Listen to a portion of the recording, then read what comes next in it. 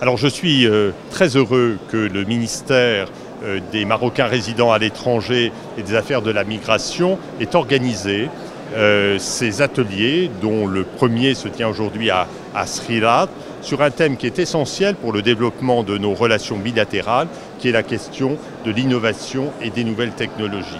Ce sujet est au cœur aujourd'hui de la relation franco-marocaine, il est au cœur du développement de notre économie, en France comme au Maroc.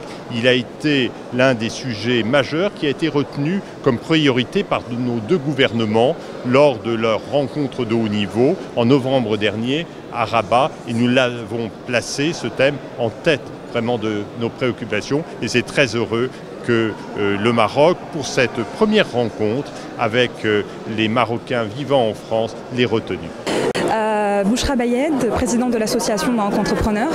Nous nous retrouvons aujourd'hui à Rabat dans le cadre du premier atelier qui est organisé par le ministère des Affaires étrangères, le ministère des Marocains résidant à l'étranger et 4 autres associations qui sont présentes en France. Cela s'inscrit dans le cadre de la 13e région qui a été lancée par le ministère des MRE et également la CGEM en juillet dernier. L'objectif de ce premier atelier est de traiter de l'innovation, des nouvelles technologies, les opportunités pour le Maroc, mais aussi pour cette nouvelle région qui est aujourd'hui très importante pour le développement de l'innovation et du numérique. Le Maroc aujourd'hui se positionne en tant que hub régional du numérique et s'est imposé à travers d'autres plans stratégiques qui ont fait de lui aujourd'hui un hub, une plateforme incontournable dans la région africaine et aussi dans la région de l'Europe. Entre l'Europe et l'Afrique aujourd'hui, le Maroc a tout de même eu des avancées sur l'ensemble des plans stratégiques qu'il a mis en place.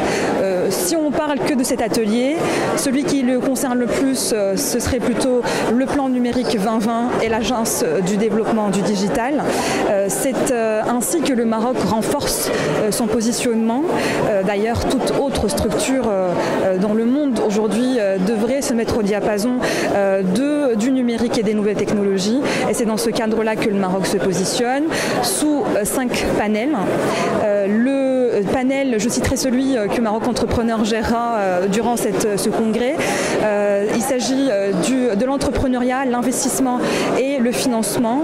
Ce sont des piliers, j'ai envie de dire, pour qu'un investisseur puisse avoir l'ensemble des clés pour investir et créer son entreprise au Maroc, autour d'experts dans le domaine qui vont nous donner les facteurs clés de succès, qui ont déjà eu un autre succès, qui ont déjà été testés, que ce soit en France ou à l'étranger, justement pour pouvoir et permettre surtout aux différents Marocains et investisseurs qui viendront de partout dans le monde d'investir au Maroc.